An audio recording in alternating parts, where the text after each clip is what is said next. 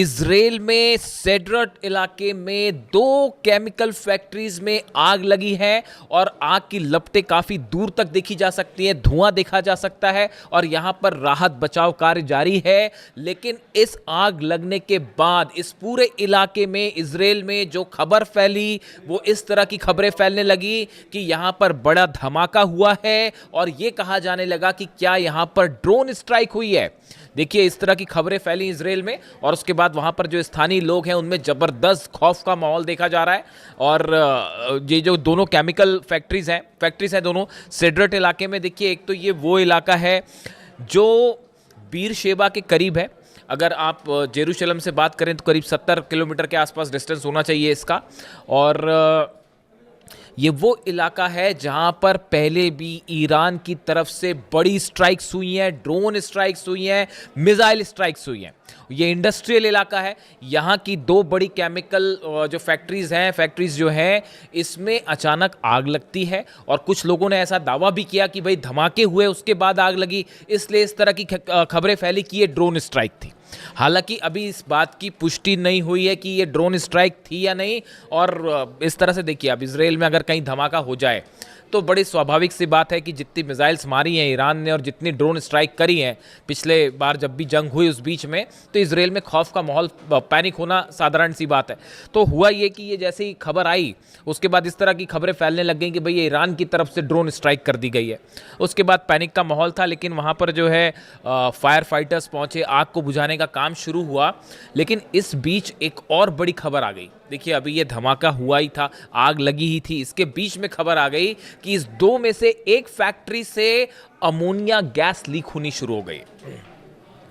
बड़े इलाके में धुआं और आग और धुआं का प्रभाव था। तो उसके बाद ये सेड्रट जो देखिए जो खबर है, द सेड्रट municipality instructed resident of the nearby neighbourhood to remain indoors and keep their windows shut. जो वहाँ की लोकल गवर्नमेंट है, बॉडीज़ हैं, उन्होंने इस तरह के निर्देश जारी कर दिए कि जो सेड्रट के आसपास के इलाके के लोग हैं वो अपने घरों के अंदर रहें, खिड़की दरवाजे बंद कर लें, बाहर ना निकलें। यानी पैनिक का माहौल था, क्योंकि खबर ये थी कि अमोनिया गैस लीक हो रही है। अगर ये बड़े पैमाने पर लीक हो जाए तो इससे काफ़ी नुकसान भी हो सकता था। लेकिन अभी जो लेटेस्ट खबरें हैं उसके मुताबिक फायर फाइटर्स मौके पे हैं। इस बात की जांच जारी है कि वाकई यहाँ से अमोनिया लीक हुई है, नहीं हुई है, और अगर हुई है तो कितनी मात्रा में हुई है, इसकी अभी पूरी जानकारी आनी बाकी है। इस तरह से भी कुछ जगह से दावे हुए हैं। जो इजराइल के अखबार आप देखें, इजराइल का मीडिया देखें, तो वो इस तरह के दावे हो रहे हैं कि अमोनिया लीक नहीं हुई है। लेकिन इस तरह के भी दावे हैं कि अमोनिया लीक हुई है। अभी स्टेटस क्या है वो पता चलेगा। इस इलाके में देखिए इतना ज़बरदस्त पैनिक का माहौल था कि जो सेड्रट से होते हुए जो ट्रेन्स जाती हैं उनको सेड्रट स्टेशन पर रोकने से मना कर दिया गया। उन्हें कहा गया कि आप फ़ौरन यहाँ से आगे निकल जाइए, इस स्टेशन पे आप ना रुकेंगे। आसपास के जो रेसिडेंशियल इलाके थे उनको काफ़ी घरों को खाली करवा दिया गया। जो थोड़े डिस्टेंस पे घर हैं उनको कहा गया कि आप घर के अंदर रहिए, बाहर मत निकलिए। यानी आप देखिए इस पूरे इलाके में, दरअसल देखिए ये बीर शेबा के करीब वो इलाका है सेड्रट का जहां पर ईरान की तरफ से शाहिद 136 ड्रोन्स ने, खास तौर पर जो 12 दिन की जंग हुई थी, इस जंग की बात नहीं कर रहा हूं मैं, पहले वाली जो जंग हुई थी 12 दिन की जंग हुई थी जिसमें ईरान ने अपनी मिसाइल्स और ड्रोन की असली पावर दिखाई थी पहली बार दुनिया को, और इजराइल घुटनों पर था। और ये हालात थे कि धमाधम मिसाइल्स गिर रही थी और बिल्डिंग्स गिर रहे थे इजराइल में। और उसके बाद जो है वो पहली बार ताकत देखी थी दुनिया ने कि ईरान की मिसाइल्स और ड्रोन की क्या ताकत होती है। तो उस समय भी ये जो सेड्रट इलाका है, जो इसका इंडस्ट्रियल इलाका है, इस पर काफ़ी ड्रोन स्ट्राइक्स हुई थी। देखिए, ईरान में लगातार अमेरिका की तरफ से धमकियां आ रही हैं कि जो है हम वहाँ के जितने ऑयल स्टेशंस हैं उनको निशाना बनाएंगे, एनर्जी स्टेशंस को निशाना बनाएंगे, वगैरह वगैरह, इंडस्ट्रियल एरिया को निशाना बनाया जा रहा है। इन हालात में नेतन्याहू जब डोनाल्ड ट्रंप से मिलने वाले हैं उसके ठीक पहले इजराइल के एक इंडस्ट्रियल कॉम्प्लेक्स में आग लग जाती है, तेजी से फैल जाती है और इस तरह से धमाके और ड्रोन स्ट्राइक की खबरें फैलने लगती हैं। इसके बाद सबको यही लगा एक बार कि ये ईरान की तरफ से, जैसा कि ईरान ने पहले ही कह रखा है कि अगर हमारे पर हमले जारी रहे या अगर हमें ज़रूरत महसूस हुई प्रीएम्प्टिव स्ट्राइक की तो हम पहले स्ट्राइक कर देंगे। इस तरह की बातें भी ईरान की तरफ से कही गई। तो ऑलरेडी पैनिक फैलना लाजमी था। तो उसके बाद हालात ये है कि अब वहाँ पर जो है काफ़ी सारी जो है फायर ब्रिगेड की गाड़ियाँ हैं और वो आग वाग बुझाने के काम में लगी हुई हैं। अभी किसी तरह की ड्रोन स्ट्राइक की कोई कन्फर्मेशन नहीं आई है। अगर कन्फर्मेशन आती है तो हम आपको बताएंगे, लेकिन फिलहाल इस पूरी घटना से अच्छा खासा पैनिक जो है वो इजराइल में देखने को मिल रहा है। अब देखिए, इसी बीच एक और बड़ी खबर है, मैं अगले वीडियो में इसकी चर्चा करूंगा आपसे, कि इराक में जो स्ट्राइक्स की गई हैं खासतौर पर इरबिल में ईरान की तरफ से, वहाँ इराक में अभी भी हमले जारी हैं, वहाँ पे अभी भी जो है वो दुश्मनों के खिलाफ ईरान की कार्रवाई जारी है। उसमें इजराइल के कुछ सीक्रेट अड्डों को निशाना बनाया गया है। इस पर अभी डिटेल्स ज़रा आ जाए आपसे शेयर करेंगे। और इस बीच देखिए, जो खबर है कि नेतन्याहू और डोनाल्ड ट्रंप की मुलाकात होने वाली है, इस पर पूरी दुनिया की नज़रें हैं कि डोनाल्ड ट्रंप और नेतन्याहू की मुलाकात में क्या होता है। पिछली बार भी जब हमले हुए थे ईरान पे, जंग शुरू हुई थी, तो उसके पहले दोनों की मुलाकात हुई थी। अब बड़े सारे ऑप्शंस जो हैं इसकी अमेरिका की मीडिया आपस में चर्चा कर रही है। ईरान की तरफ से साफ है स्टेटस, आप मिलिए मत मिलिए, जो करना है करिए, ईरान का जवाब तैयार है। हमला करोगे तो हमला मिलेगा, बातचीत करोगे तो बातचीत मिलेगी, जैसा चाहता है अमेरिका, जैसा चाहता है इजराइल, उसको वैसा जवाब दिया जाएगा। ईरान का स्टेटस बिल्कुल क्लियर है। वो अभी तो जवाब यूक्रेन को देने की हो रही है, क्योंकि कैस्पियन सागर में जो हमला किया है अभी तैयारी उसकी चल रही है। वो खुर्रम शहर 4 कभी भी फायर हो सकती है। जवाब जरूर मिलेगा यूक्रेन को, ये बात तो तय है। अब देखिए, इस बीच जो खबर है, 2-3 ऑप्शंस जो हैं जिस पर विचार हो रहे हैं। पहला ये कहा जा रहा है कि डोनाल्ड ट्रंप और नेतन्याहू की मुलाकात के बाद ये प्लान तैयार हो सकता है कि अब हॉर्मूज में एक्शन की जिम्मेदारी नेतन्याहू की। कई सोर्सेज ऐसा दावा कर रहे हैं कि अब हॉर्मूज में अभी तक अमेरिका ने अपने 18 जहाज लेके वो खड़े रहे, कुछ कर नहीं पाए। हॉर्मूज अभी भी पूरी तरह से ईरान के कंट्रोल में, परिंदा भी पर नहीं मार सकता वहाँ ईरान की इच्छा के बिना।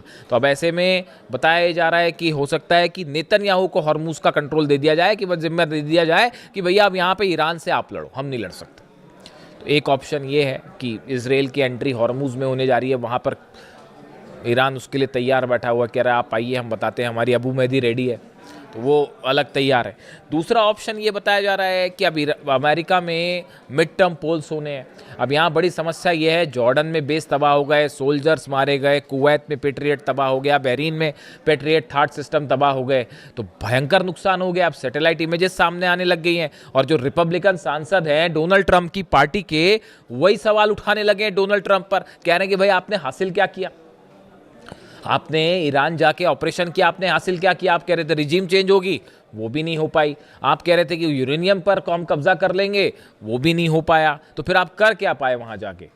जंग आप जीत नहीं पा रहे हो, अंदर आप कदम नहीं रख पा रहे हो। तो अब ये रिपब्लिकन, ये मैं नहीं कह रहा, ये सीनेटर्स और रिपब्लिकन पार्टी के सदस्य डोनाल्ड ट्रंप पर सवाल उठा रहे हैं। तो इससे आप अंदाज लगा लिए कि मिड टर्म पोल का क्या होना है। तो डोनाल्ड ट्रंप वहां भी घबराए हुए हैं कि भाई चुनाव हार गए तो फिर बड़ी फजीयत हो जाएगी कि ईरान ने हराया, चुनाव भी हार गए। तो अब उसकी भी चिंता सताई जा रही है। तो अब नेतन्याहू से मुलाकात है। तो अब देखिए, तरह तरह की खबरें हैं। लेकिन इस बीच एक बड़ी जो गौर करने वाली बात यह है, अमेरिका के जो फाइटर जेट्स हैं, हथियार हैं, इन सबका प्लेसमेंट, लोकेशंस और मूवमेंट बाकायदा जारी है।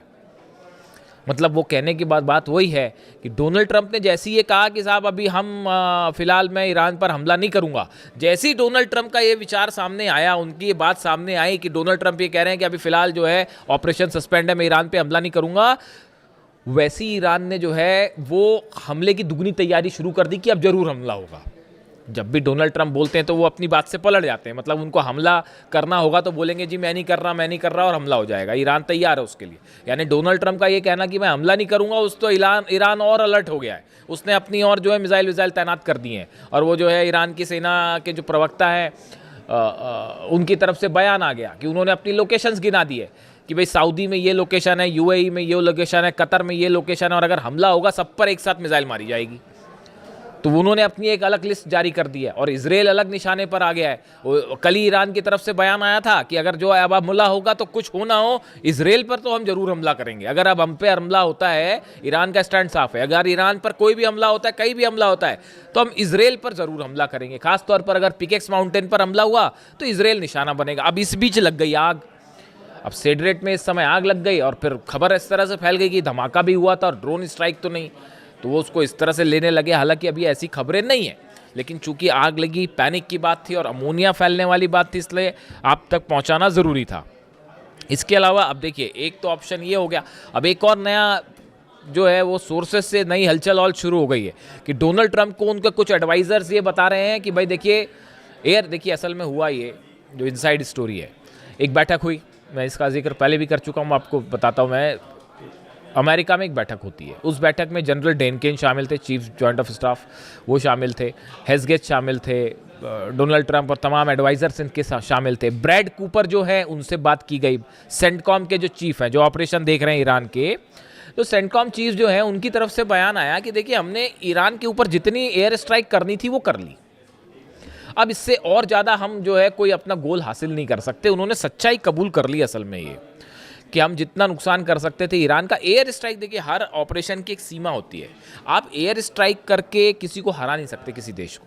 तो अमेरिका का वो ब्रैड कूपर का कहना है ऐसा है, हमने जितनी एयर स्ट्राइक करनी थी वो कर लिया, अब हम ईरान को और एयर स्ट्राइक करके हम कुछ हासिल नहीं करेंगे। तो अब एयर स्ट्राइक करके हासिल नहीं करेंगे तो कैसे हासिल करेंगे?